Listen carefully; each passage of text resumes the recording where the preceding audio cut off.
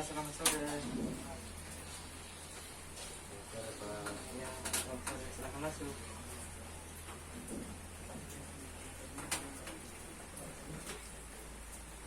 Silakan duduk.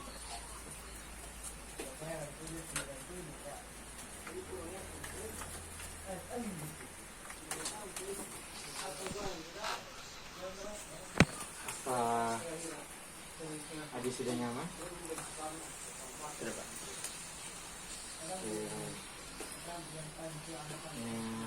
Habis dari mana? Dari kampus, Pak. Dari kampus. Oh, iya. Tapi sebelum kesini sudah makan? Sudah, Pak. Sudah makan.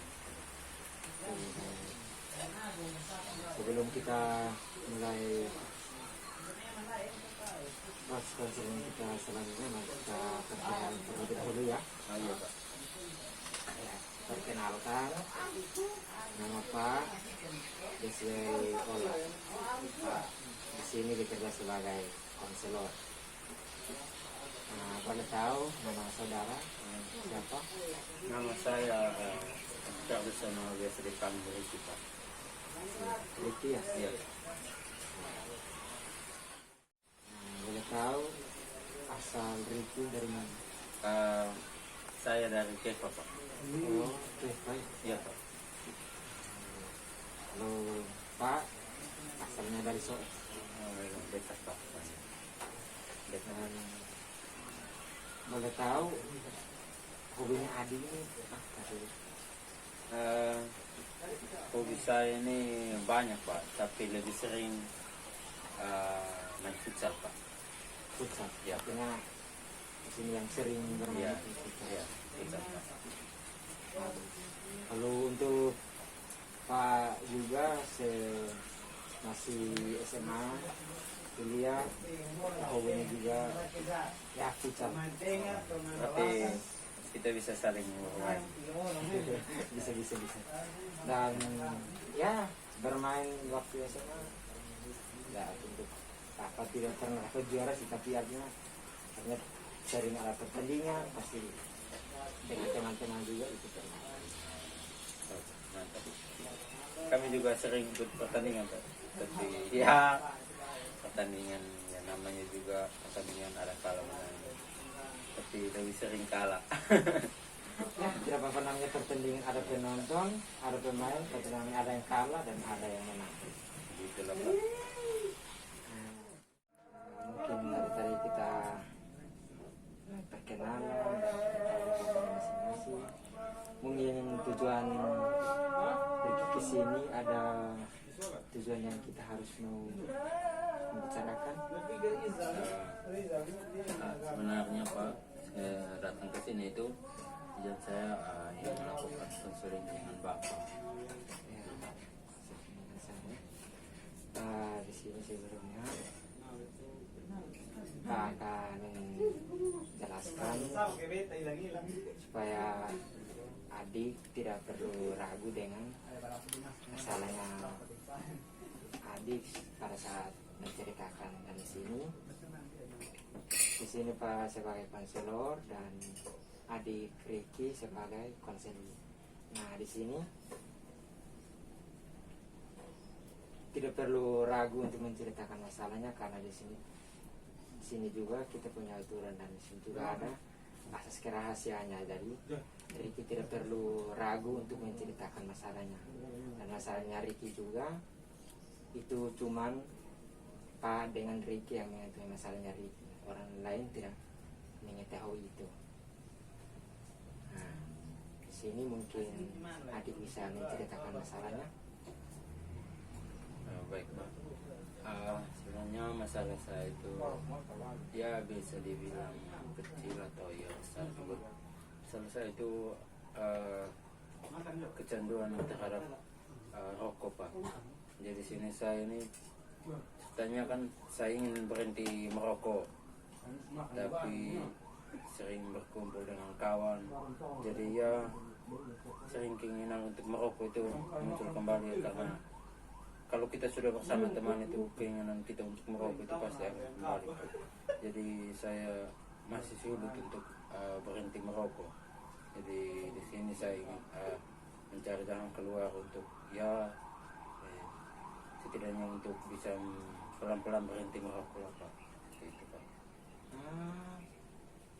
Ricky ingin untuk berhenti merokok, tapi pada saat berkumpul sama dengan teman-teman, Ricky merokok lagi. Iya Pak, seperti itu. Tapi dalam dirinya Ricky untuk mau ingin berhenti merokok.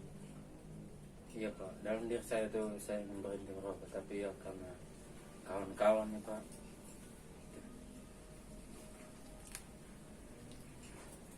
Jadi di sini Ricky ingin berhenti merokok, tapi artinya pada saat bersama-sama dengan teman-teman, Ricky kembali merokok lagi. Iya Pak. Tapi dalam diri untuk mau berhenti. Iya. Nah di sini apakah orang tuanya Ricky sudah mengetahui hal ini? Nah, kalau soal orang tua Pak, orang tua ini sudah mengetahui. Bahkan juga saya pernah mengalami yang namanya dampak dari merokok, itu jantung saya rusak, jadi itu menyebabkan orang tua saya marah besar. Ya marah, kenapa merokok begini ya itu sampai orang tua juga sampai sekarang melarang saya untuk merokok. Tapi kalau saya kumpul dengan teman-teman ya seperti yang saya katakan Pak, saya tidak bisa ya menahan itu kenikmatan rokok seperti itu. Dan pada saat orang tuanya Ricky mengetahui hal ini, apa tanggapan dari orang tuanya Ricky? Tanggapan dari orang tua saya Pak, yang pasti sangat kecewa dengan saya Pak. Jadi saya di depan mereka saja bilang mau berhenti merokok, tapi ya kalau berkumpul dengan teman-teman saya pasti saya akan merokok. Tapi dalam diri saya ingin berhenti Pak, makanya saya datang ke sini. Ya. Artinya dalam dirinya Ricky itu mau ingin berhenti merokok, tapi karena dengan teman-teman Ricky kembali merokok lagi. Baik, di sini Ricky punya masalah ini kecanduan merokok, karena pada saat berkumpul dengan teman-teman Ricky merokok kembali. Padahal di dalam dirinya Ricky ini ingin berhenti merokok. Nah di sini saran Bapak di sini, Ricky bisa melakukan aktivitas lain seperti ya olahraga. Kita di topik awalnya kita Ricky hobinya main futsal. Itu Ricky artinya bukan Ricky menjauh dari teman-teman, tapi ya Ricky cari aktivitas lain yang membuat Ricky ingin berhenti total merokok. Nah, di sini kayak misalnya Ricky tidak artinya dalam diri untuk berhenti, tapi pada saat duduk bersama-sama dengan teman-teman Ricky merokok lagi. Di sini Ricky bisa menulis di tembok atau bisa menulis di buku, kayak di buku dari binder, mungkin punya binder bisa menulis di situ, atau handphone Ricky bisa menulis di situ. Saya ingin berhenti merokok, karena di situ kalau melakukan aktivitas, lihat saya harus berhenti merokok. Karena tadi kembali ke topik awal, Ricky jantungnya sudah rusak karena merokok. Hanya karena di sini Ricky perasaan dengan teman-teman, makanya Ricky merokok lagi, karena kalau tidak merokok pasti diolok-olok. Betul sekali. Di sini apa Ricky bisa melakukan itu? Sangat bisa Pak. Ya seperti yang tadi kita berbincang di awal, hobi saya futsal. Mungkin saya bisa melakukan olahraga seperti main futsal, yang olahraga yang ya bisa dibilang positif bagi saya untuk melupakan rokok itu, seperti itu. Bapak sangat senang dengan keputusan Ricky. Nah di sini Ricky artinya dalam minggu ini Ricky bisa coba melakukan itu. Nanti Bapak akan Bapak akan pantau hanya ke depannya ini bagaimana, Bapak akan pantau juga. Dan di sini mungkin saya ini, tapi mungkin Ricky akan melakukan perubahan itu mulai dari kapan supaya Bapak tahu. Sepertinya kalau besok saya sudah bisa melakukan sesuai dengan yang saran dari Pak, seperti yang tadi Pak katakan.